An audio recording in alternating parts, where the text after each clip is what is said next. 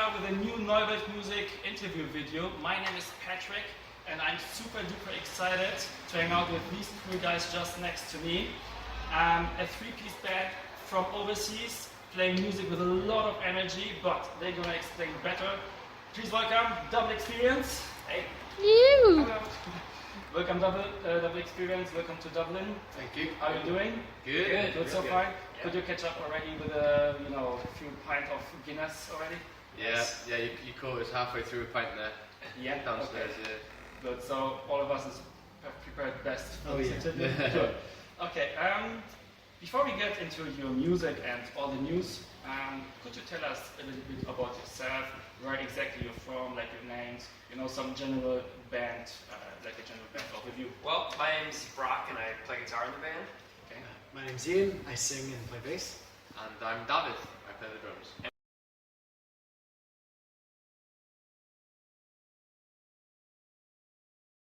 As a Canadian band, just any opportunity to play the UK is a huge deal for other Canadian bands. So we try to make it an annual trip every year. Yeah. We've been coming so much, we've made friends, family, fans, so it's really important to us to keep coming back. Okay. And because we were mainly, as I know, you were touring through the UK, but is it the first time for you in Ireland now? No, so we've come to Dublin a couple times. Last time we were over in Ireland, we actually played over in Cork. But this time we're only doing a show in Dublin for Ireland. But we're going up to Belfast in North Ireland for the first time tomorrow, so that's going to be really exciting as well. Okay. And what do you consider as special about Ireland and, of course, about Dublin in particular? The hospitality, like as soon as we walk in through the door, it's like, guys, hey, how's it going? We haven't seen you in so long. So, like straight away, this is a really good bond. Like the people are really nice here and very welcoming. So why not come back? Okay. You mentioned already how you would describe yourself, the kind of music style you do. Yeah. But if you could maybe go maybe a bit deeper into that, what kind of music you do exactly? Well, I mean, all of us in the band are big into video games. So as opposed to just writing songs about the usual like skateboarding or getting dumped or anything like that, we just like to write about the video games we play, how those games make us feel, or maybe if we do feel something like we want to go skateboarding, we want to get dumped or something, we can use a video game to sort of be the medium in which we get that message across. Okay. And on the internet and also now, you mentioned already the new nerd rock style. Yeah. Maybe the nerd, do you know the specification? Maybe you could explain it also a bit better. I think that just comes down to we're not maybe we're not the most popular guys growing up, we're the most attractive guys growing up, so really just our gravitations towards just sort of surrounding ourselves with nerdy stuff that sort of make us express Do you mean like musically, like? Yeah. Also, I mean, music. If it's not rather like a characteristic about your your characters. Yeah. Or it's also maybe something nerdy inside your music. I mean, like on stage, I don't think like if you saw us, you'd be like, they're a nerdy band. Like other than like the T-shirts that we wear sometimes. Okay. But it's all like lyrically, I think mostly like a lot of the nerdiness comes through. Okay. Like Ian will probably be able to give you more info on that. But I think that would be the main point of the nerdiness. Yeah, I mean like so.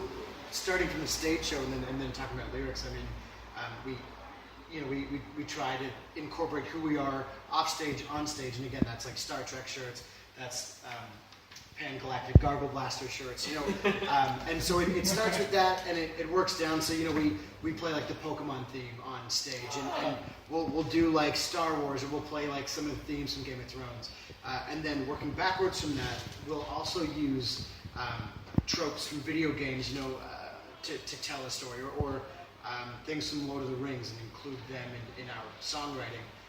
And we kind of use those to, again, like everyone has a feeling, everybody knows like you've had a good day, a bad day, and we just use these things as a medium in our music to convey a feeling.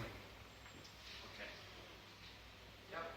Yeah, I would say like because really our goal is to show people that they don't have to listen to video game soundtracks to get that feeling. They can still listen to a very popular rock band, sort of all the same ingredients, but we're just talking about nerdy things. All right, good. And if you were a celeb, what kind of dressing would you have on you and why? It would just be straight hot sauce for me, like the hottest sauce it could possibly be, because I like my meat too much to just sort of sacrifice the flavor, so I might as well make it like a dangerous experience, like just covering it in hot sauce. I'm kind of like in between the hot sauce and maybe like a mayonnaise like thing. I'm a huge like Southwest fan, so it's got like that like bit of the bite, but also it's like creamy. That's I would be like Southwest. For sure. Well, I spent some time in Texas a couple of years ago when I was introduced to ranch sauce. I guess it's kind of like a Caesar dressing, but a lot sweeter. So I've got a bit of a sweet tooth, so plenty of ranch dressing, for me.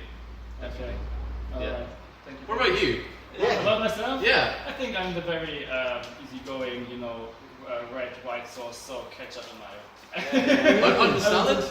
Yeah. Why not? I mean, why not? That's true. Short of pickles, that's 1,000 Island. Mix it all up. Yeah, it sounds weird maybe, but yeah. I'm always fine with ketchup and mayo. It's good to dip the chips into too. So, double I mean, tomatoes in the salad also like nothing else. Like here we got the golden tomatoes, there we got the mashed tomatoes. Maybe this is the way. Yeah. Logic. Okay. Back to your music. Yeah. You just released a new album last month. Yep. Is it right? And called The Unsafe Progress. That's right. And how is it different to the ones you published already?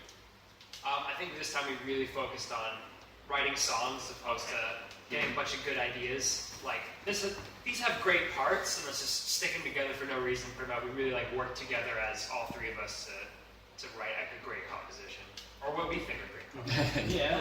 Okay.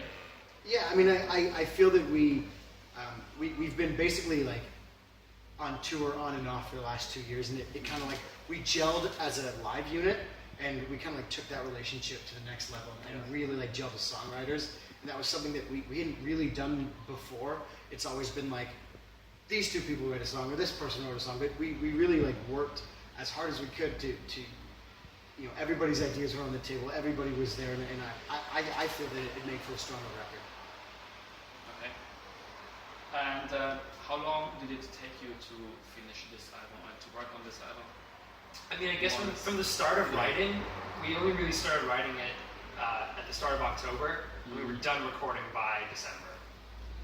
But it wasn't like we were working straight or anything. Like we would write some songs, we played some shows, finished writing songs, Dad went back home. And then so it was like throughout that time period, it was created and finished all. We were a very efficient band. Okay.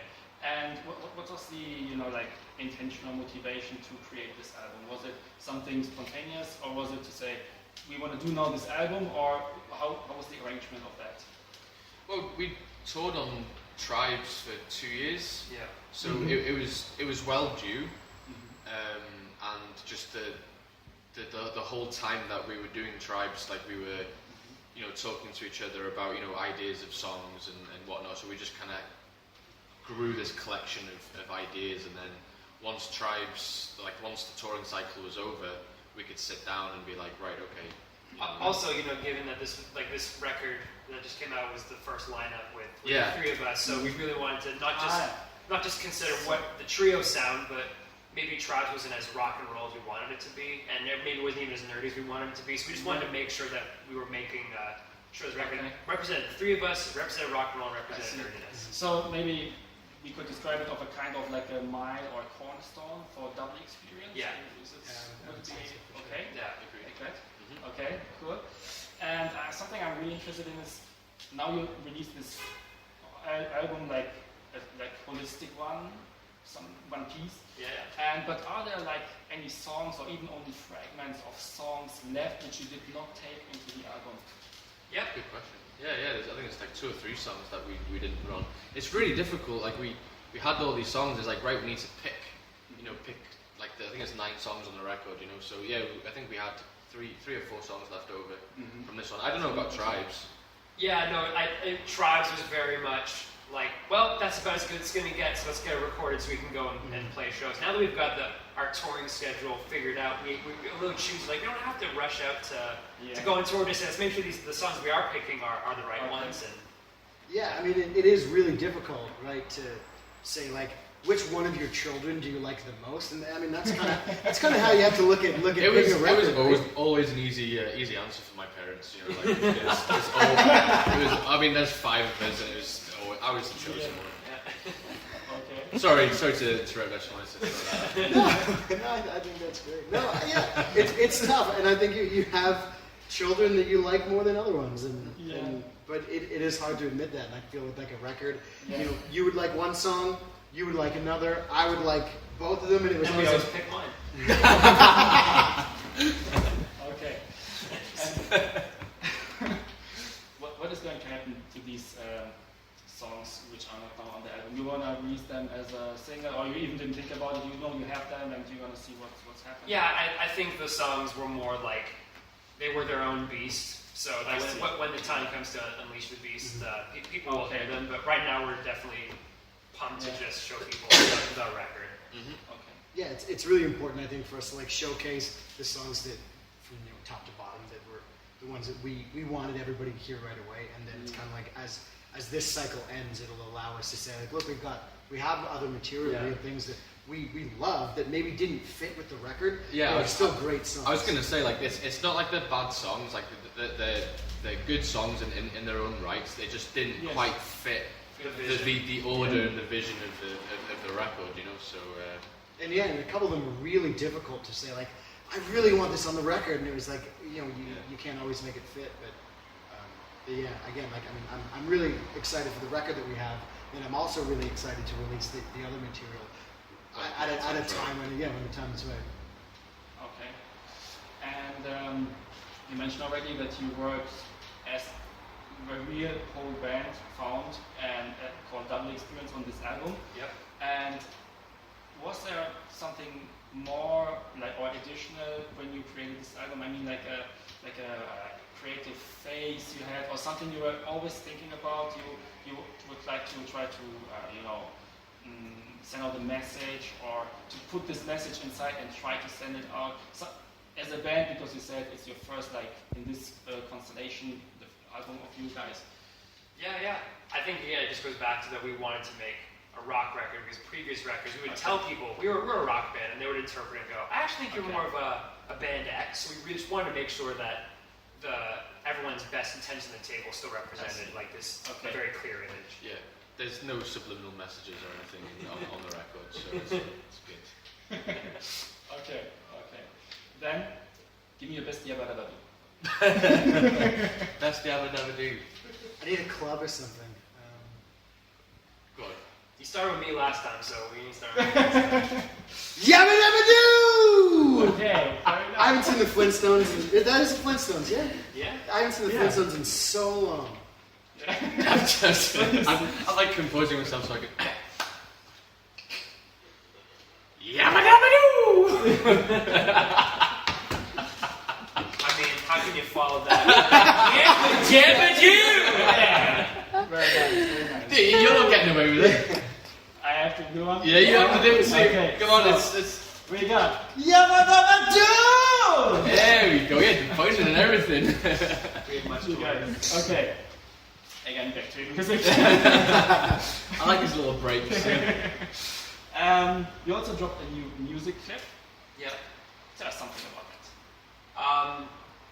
Are you talking about the Destiny clip? The Glimmer Shop? The Glimmer Shop. Yeah. It all started, it's a video game that our band just plays a lot. When we're not writing music, we go straight back to console to play it. Okay. So we said, let's write a song about it because we're really into it. And we combined the song with actual gameplay footage, and we sent it to the developers of the game just as like a whim, like, you guys should check out this video, maybe even give us like some acknowledgement. And they to all their fans and community, they called it Movie of the Week, and it got a whole bunch of attention for it that we seriously didn't expect at all. No. The only reason Ian and I did it was getting Video of the Week means you get a special emblem in the game. And that was like first prize was going, if we do this, we're going to be like one of 52 people who have this. I mean, it's amazing. I mean, like we would like we play with these other like a couple other guys online, and they're like, can you tell the developers that like we're in the band so we can get the emblem as well? Because it's like it's so one of like 52 people. So but beyond the game, the video sort of took on a life of its own. Yeah. Have you also read the comments, for example, on YouTube of this? Yeah. It was very positive. People saying, "Wow, my favorite song." Usually, people use YouTube to be a complete jerk. You know what I mean? Just they can write whatever they want anonymously, but they still took the time to say the nice things they have. So we were blown away. Yeah, I mean, you kind of expect like when you put something out there, you're like, all right, please don't savage us too bad. But yeah, like the response has been like positive. Yeah, really positive. Yeah, it's been really, really nice. And it just helps us then to kind of push things forward, you know? Yeah. Yeah, we're very grateful for everything that has kind of done for us. Thanks, guys.